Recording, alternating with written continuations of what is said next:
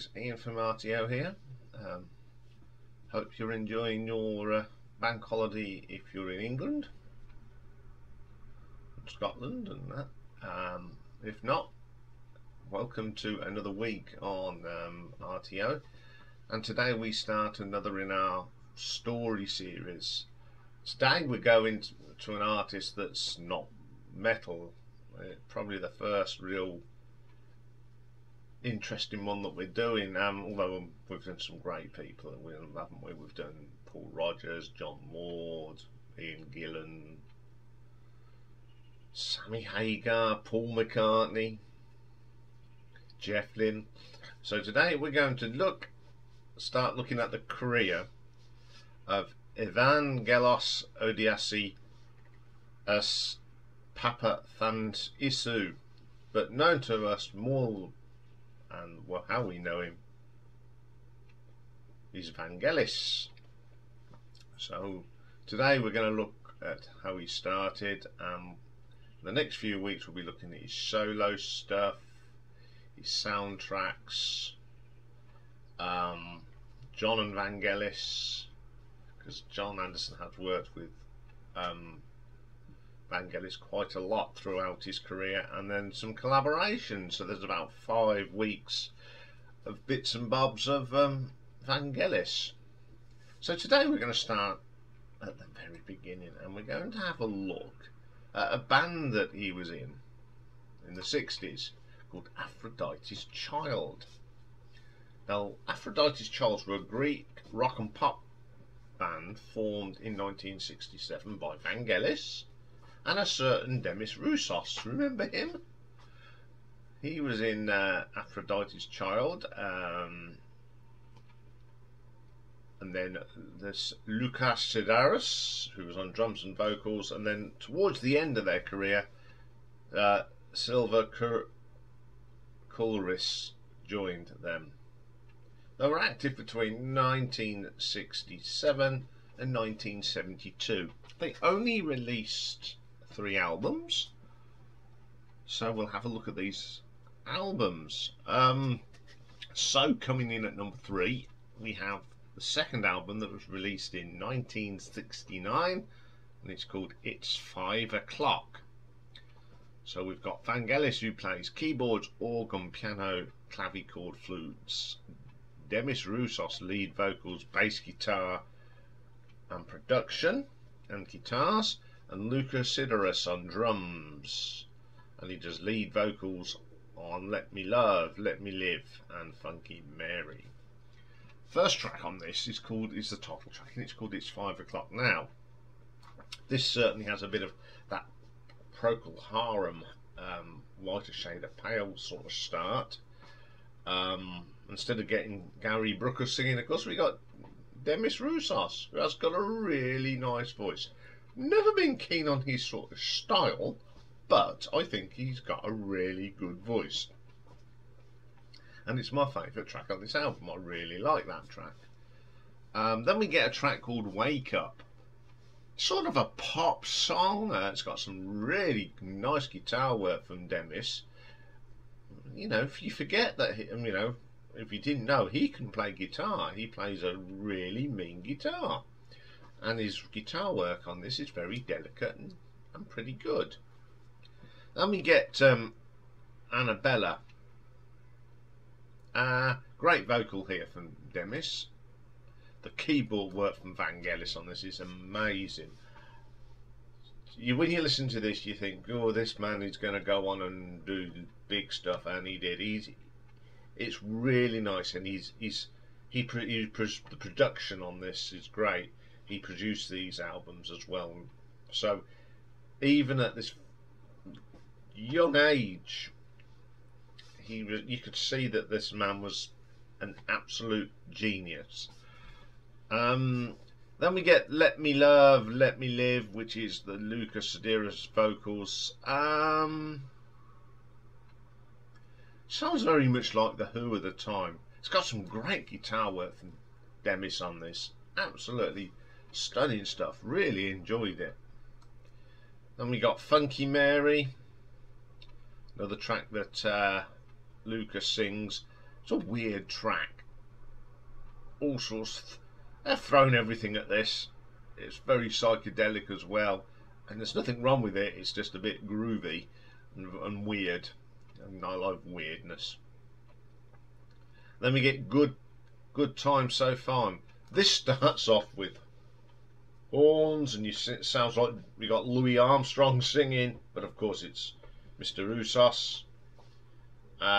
Catchy tune, some really nice work here from Vangelis. Really strong track. Then we get Marie Jolie. This is very Greek. You can imagine how if you've been to the Greek islands or at Greece and you're sitting in a Greek taverna on a Pernod with a few olives and feta cheese. This is the sort of music you get in the background. And when you listen to this, it just takes you back to those holidays in the Greek Isles and Greece. And I'm quite a fan of that sort of sound, believe it or not. Then we get the last track, Such a Funny Night. This is very European Plinky Plonky, as I call it. It's a nice track, some great keyboard arrangements from Vangelis, what you expect. The vocals very funny, and got a bit of flute. It's certainly out there. It's one of them tracks that's out there. This is a very interesting album. It mixes progressive rock with traditional Greek music, and I think it works very well. It's a very enjoyable album. So I'm going to give this one an R.T.O ranking of 6 out of 10. Okay, then coming in at number 2, we have the debut album, End of the World. Came out in 1968. So it's Vangelis on the keyboards and occasional vocals. Demis Roussos doing the vocals and the guitar work, and Lucas Sidiras on the drums and timpani. First track is the title track, and it is called End of the World. Some great keyboard stuff on here from Vangelis. It's a pleasure to listen to him. He's going to be sadly missed. People forget that his contribution to music is just phenomenal. Then you got some great vocal from Demis. Great track. Really like that one. Don't Try to Catch a River. Very progressive, late 60s, early 70s pop sort of sound. Very Greek, what you expect, but it's a really good song. Mr. Thomas. Now this is quite funny in places. Demis Roussos, he's having a bit of fun here. It's just a very quirky little thing. Absolutely fantastic. Then we get Rain and Tears. Some wonderful work here on the clavichord by Vangelis. Absolutely fantastic. Again, a lovely vocal from Demis. He has got for when you look at Demis, you know, he was quite a big guy. Wonderful stuff. And now I like how Vangelis brings in Pachelbel. So Brandon Tears is sort of based on a Pachelbel piece. It's wonderful, absolutely wonderful. Then the Grass is No Green. My favourite track on this one. This is a mixture of psychedelic and progressive rock. Throw in a bit of that Greek background as well. Pretty cool track. Valley of Sadness. Don't mind this one. It's a great little sort of pop song of the time. You Always Stand in My Way. Some good guitar work here from Demis Roussos. Keyboards are just phenomenal. What to expect? It's a nice little progressive rock track actually. Excellent stuff. The Shepherd and the Moon. Now this is Greek music meets Bollywood. It's got that Bollywood feel to it with a bit of Greek culture. Now you've heard of fusion food. So this is like music fusion. This is Greek and Indian. I mean, Greek and Indian fusion food would be pretty good because, well, yeah, That's got my brain working. But you can get where I'm coming from. It's just a fusion of two different sounds, and it works. It's amazing that whatever Vangelis put together, it worked. He put some oddities in his career together, but that certainly did work. Then we get Day of the Fall.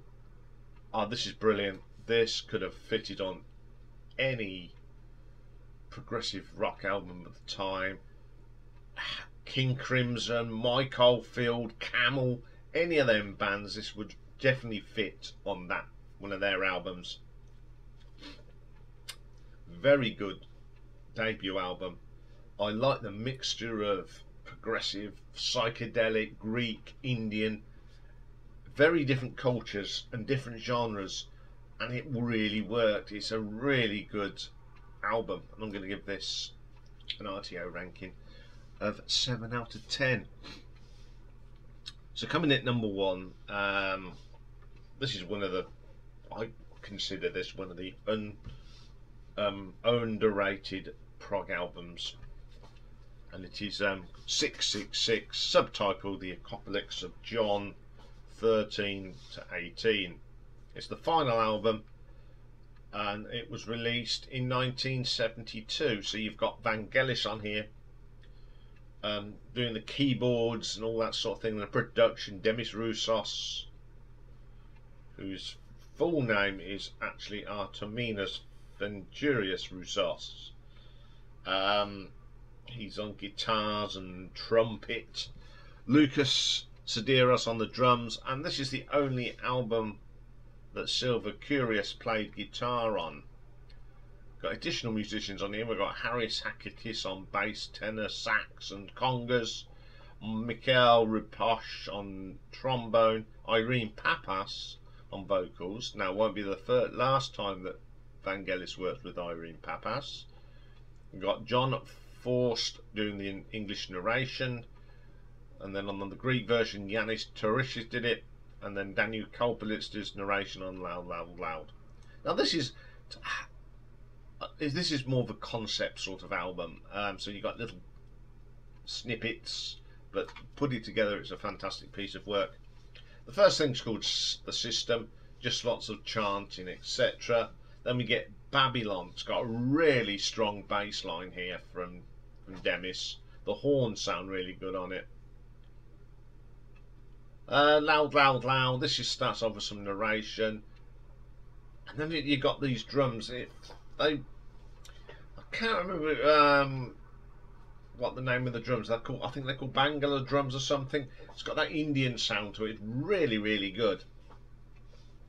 Then we get the Four Horsemen. The first thing you notice on this track is Demis Roussos, his vocal. I didn't realise what a great singer he is until listening to this. And then you get lots of bits on this that Vangelis puts in that you'll see throughout his wonderful and majestic career. It's a terrific track put together.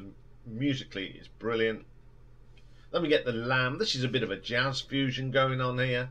Nothing wrong with that, and some great keyboards from Vangelis on that one. The Seventh Seal. It's very short, but it's got lots of instruments, even a sitar, and it works.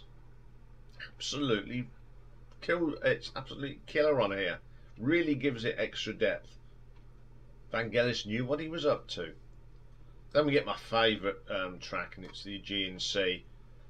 Probably the best bit of music on the album.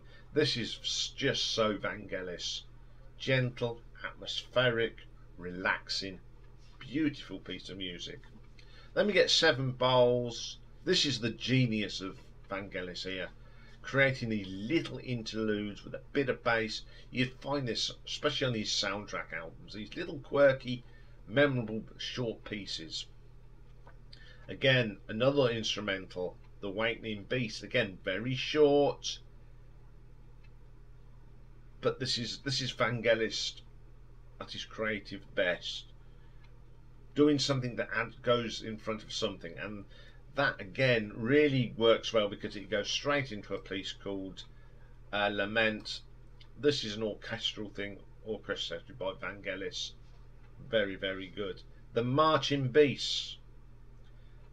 That's instrumental. This is progressive Greek now, with a Middle Eastern sort of twang to it. Very good short little track. Then we get another little short piece called The Battle of the Locusts. Vangelis again setting a mood for the next track, which is again another short piece.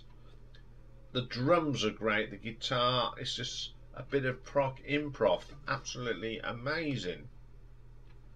Then we get Tribulation, very short again, got some brass coming in here, sort of builds up for the next track, The Beast. Again, it's very prog, some excellent guitar work on here. Then we get Office. Just to note, it's just a bit of narration that ends side 2 of album 1. So on side 3 we get 7 trumpets. More of an introduction for the next song, which is Allotment. This is great prog music, brilliant stuff. The Wedding of the Lamb, progressive rock with some Greek influences. It's truly an amazing piece of instrumental work. The Capture of the Beast. This just goes into the crazy world of Vangelis. Lots of little quirky keyboard bits and sounds. Then we get Infinity.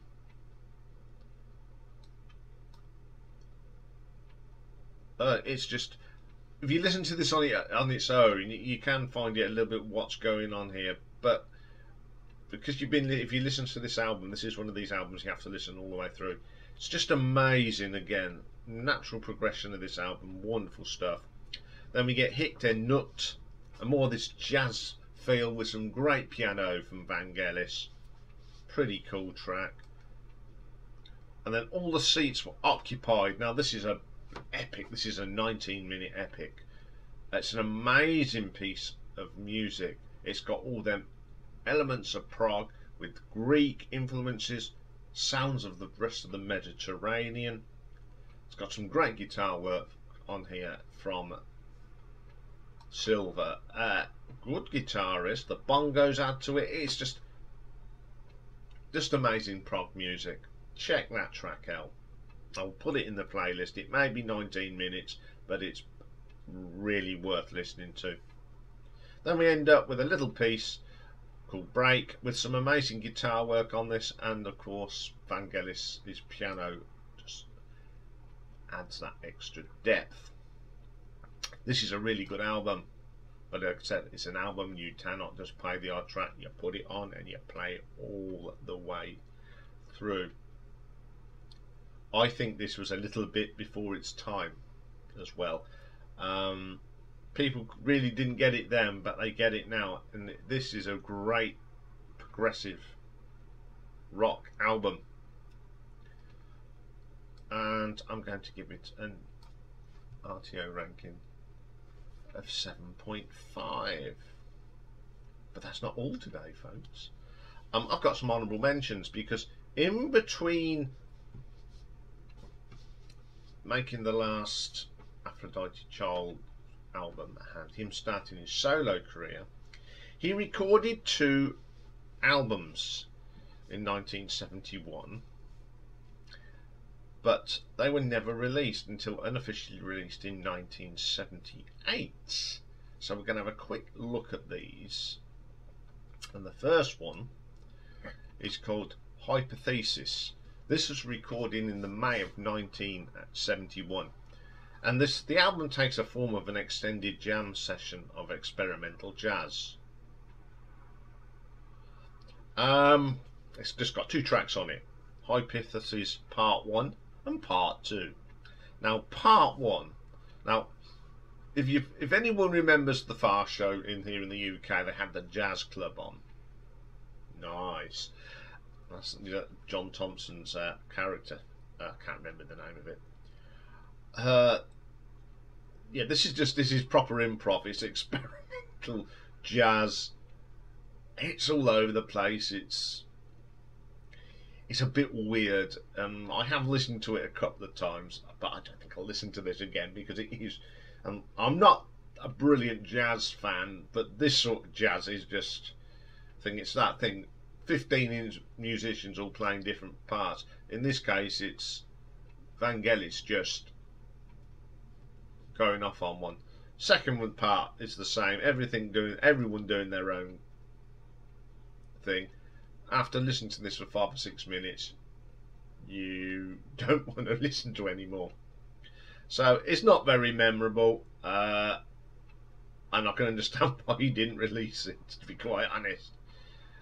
It's very interesting, that's what I'll say about that.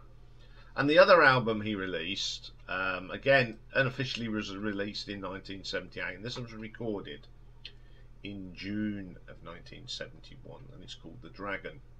Now this has got Vangelis on it. You've got Silver Curious from Aphrodite Child on it. Brian Olger on the bass, Mickey Waller on drums, and Michel Rapige, who's played with Aphrodite's Child, on the violin. First track is called The Dragon. Now this is great. This is elements of prog and that later sound that he did with the electronics. This track actually says it's like a statement from Vangelis. This is what I'm going to be doing. It's brilliant. Really like that, and I will put it in the playlist because it is worth a listen. Then we get Stuffed Aubergine. This is more progressive than electronic.